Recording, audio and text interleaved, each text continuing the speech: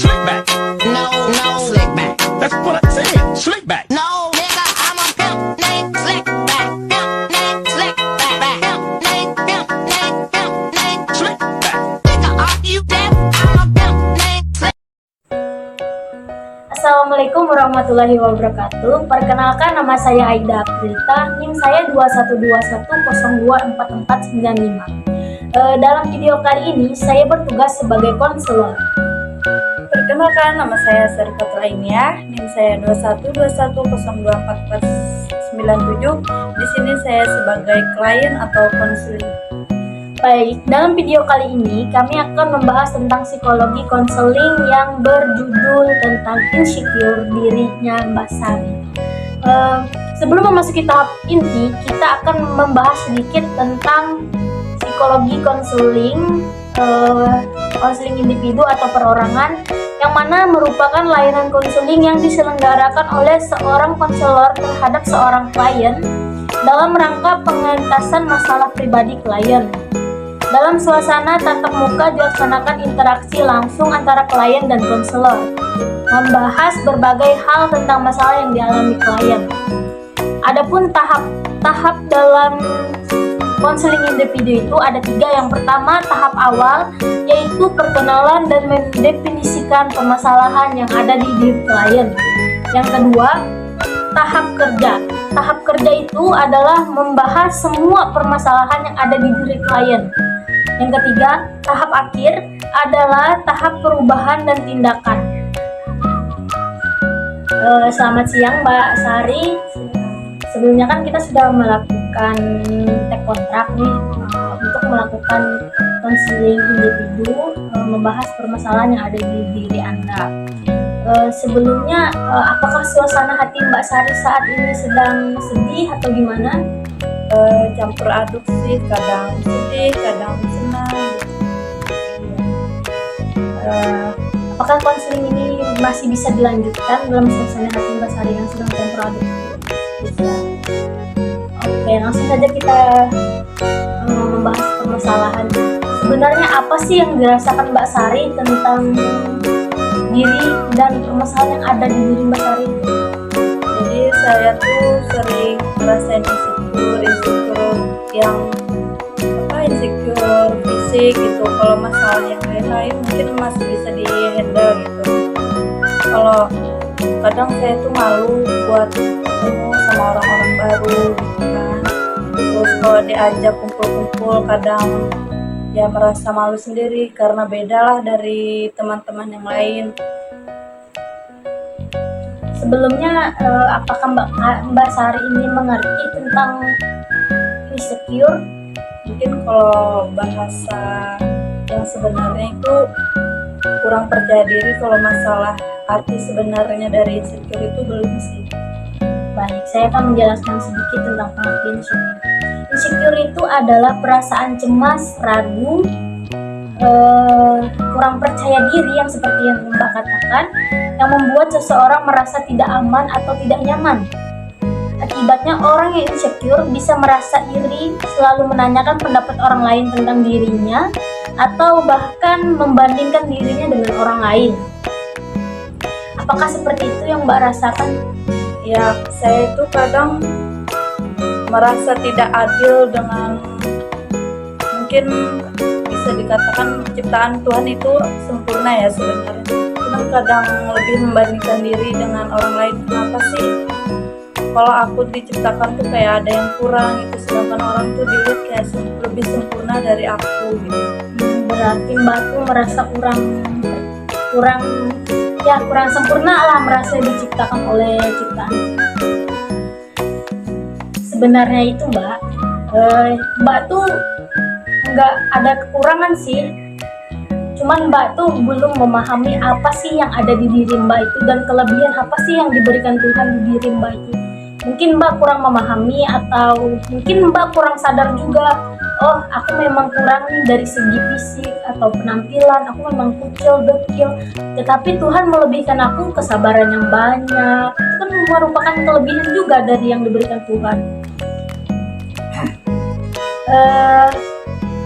Apakah Mbak merasakan gejala-gejala insecure yang seperti merasanya kurang dihargai di dalam suatu tongkrongan atau kumpulan yang Mbak sering melakukan? Sering sih, kayak kan kalau di tempat kumpul-kumpul sama teman itu, kalau ada adalah teman yang kayak sifatnya kalau ngobrol tuh ya termasuk mandang fisik juga, kadang merasa kayak di pojokan gitu, jarang diajak ngobrol gitu. Lebih kalau yang diutamakan sih yang mungkin topik pembahasannya yang lebih seru, terus juga orangnya yang lebih cantik dari saya. Apakah Mbak selalu menyalahkan diri Mbak sendiri karena masalah itu? Sering sih, kayak merasa kenapa sih aku kok kayak beda sendiri gitu, lebih jelek, lebih kayak apa, banyak kurangnya gitu. Apakah Mbak percaya tuh dengan pendapat orang lain tentang diri Mbak? Sebenarnya percaya nggak percaya sih, karena kan saran dari orang nih beda-beda gitu, tergantung kita aja sih yang nerimanya. Kadang aku bisa nggak aku dengerin saran dari mereka, kadang bisa kalau nggak didengerin mungkin nggak tahu kalau ibaratnya kalau aku nih ada yang kurang gitu kan. Tapi saran dari mereka tuh rata-rata mungkin niat mereka itu baik buat memberi saran, cuman cara merekanya aja yang menyampaikannya itu berbeda gitu. Karena Mbak pernah tuh melakukan kayak dikucilkan di dalam suatu kelompok, apakah itu membuat diri Anda merasa ingin tidak ingin lagi beradaptasi atau berkomunikasi dengan mereka? Sebenarnya ada sih, cuman tergantung situasi ya. Kalau mereka ngajak ketemu sesuai dengan tujuannya buat ketemu itu apa, kadang bisa ikut kalau situasinya mendukung, kalau enggak ya udah di kos aja. Di sini sudah terlihat jelas kan apa permasalahan tuh, entah dari internal maupun eksternal. Nah, yang dari lingkungan juga saya merasa juga ada di sini. Seharusnya lingkungan Mbak tuh tidak boleh sih memojokkan orang seenak mungkin itu. Dan kalau masalah dari diri Mbak ini, saya lihat Mbak itu kebanyakan berpikir secara negatif. Kayak misalnya Mbak merasakan dikucilkan dan memilih orang yang lebih, Mbak merasa teman-teman Anda itu lebih mengutamakan orang yang lebih cantik lah ibarat katanya, atau lebih asik ketika diajak berbicara di tongkrongan. Kemungkinan itu adalah pikiran negatif Mbak yang Mbak kan merasa insecure nih, kurang percaya diri, dan ditambah lagi dengan pikiran negatif Mbak itu, maka itu akan membuat diri Mbak itu semakin merasa tidak mampu nih berteman dengan mereka, atau saya salah tempat nih, seharusnya saya tidak bergaul dengan mereka ini orangnya yang kayak gini. Seharusnya Mbak yang terutama tuh membuang pikiran negatif. Terus yang kedua, Mbak tuh harus percaya diri apapun yang terjadi. Misalkan nih mereka mengucilkan, kamu gini, kamu tuh jelek, nggak boleh berteman gini. Emang berteman tuh nggak boleh ya sama orang yang jelek? Emang berteman tuh harus sama orang yang cantik? Emang orang jelek nggak punya hati gitu? Bilang aja, kayak misalnya kalau itu memang menyakitkan perasaan atau hati Mbak, kenapa Mbak diam aja gitu? Sekali-kali ya Mbak ungkapin lah apa yang Mbak rasakan gitu. Nah, biar teman-teman Mbak tuh nggak semena-mena atau seenaknya aja untuk menindas Mbak gitu. Terus ada pun saran saya untuk mengatasi rasa insecure Mbak tuh kan, yang pertama itu membawa pikiran negatif.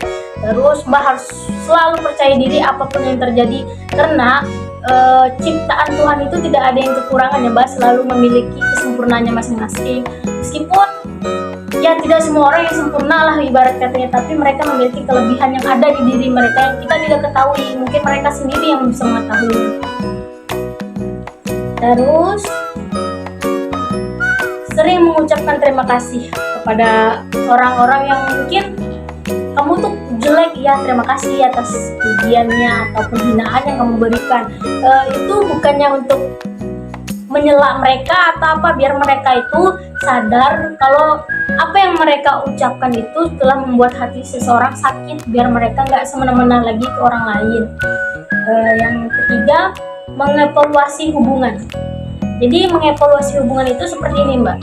Ketika Mbak merasa tidak dihargai di dalam suatu hubungan atau tongkrongan, mending Mbak nggak usah lagi sih ikut masuk ke dalam tongkrongan tersebut. Karena tongkrongan yang negatif itu akan membuat diri Mbak semakin kayak tertekan, bahkan nanti ujung-ujungnya akan membuat Mbak stres dengan apa sih kurang diriku sehingga teman-temanku aja nggak mau berteman denganku. Mending Mbak mencari tongkrongan yang lebih menghargai, fleksibel, dengan mungkin kita nggak tahu ya, di tongkrongan baru tuh mungkin mereka menerima Mbak dengan sepenuhnya, dengan keinsecurean Mbak. Mereka tidak mencela Mbak, tidak merusak mental lah ibaratnya tuh. Terus yang terakhir, merubah perilaku. Misalnya nih Mbak, di tongkrongan pertama mereka nggak suka nih dengan perilaku Mbak yang selalu kayak merasa dipojokkan.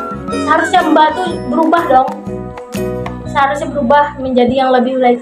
Oh, mungkin temanku bukannya hanya bertahan, bukannya maksud memojokkanku, cuman aku yang kurang berbicara nih dalam suatu tongkrongan. Mungkin aku sih yang kurang mengajak mereka berkomunikasi, sehingga komunikasi ini agak nggak nyambung di aku gitu. Jadi aku harus lebih baik lagi nih dengan cara menjadi lebih terbuka dengan mereka, selalu ya perseptif yang baik aja sih yang menurut saya. Kayak misalnya merespon mereka, apapun yang mereka bicarakan, meskipun Mbak nggak mengerti, setidaknya Mbak berusaha lah memahami apa sih konteks dari komunikasi yang mereka bicarakan. Apakah saran dari saya itu dapat dimengerti, Mbak? Ya, sebelumnya saya ucapkan terima kasih saran dan masukan dari Aida untuk saya. Jadi sekarang saya merasa lebih lega untuk menjalani kehidupan yang lebih baik lagi. Iya, terima kasih sama-sama Mbak. Semangat terus ya, hanya beberapa motivasi yang dapat saya sampaikan. Kalau misalnya Mbak masih kurang percaya diri, Mbak bisa menghubungi saya kembali. Kita mengadakan pertemuan kembali untuk melakukan konseling hidup. Setidaknya Mbak, saya ingatkan harus berpikiran positif terus ya, dan semangat untuk menghadapi rasa insecure-nya.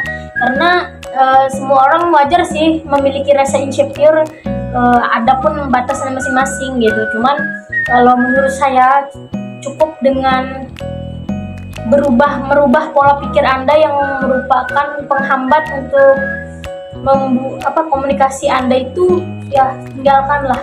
Apapun, kalau Mbak merasa tidak nyaman di lingkungan itu, tinggalkan saja dan cari lingkungan baru. Segera bersosialisasi dengan orang yang menurut Anda bisa menerima Anda dengan baik. Oke guys, sekian video dari kami. Kami ucapkan Assalamualaikum warahmatullahi wabarakatuh.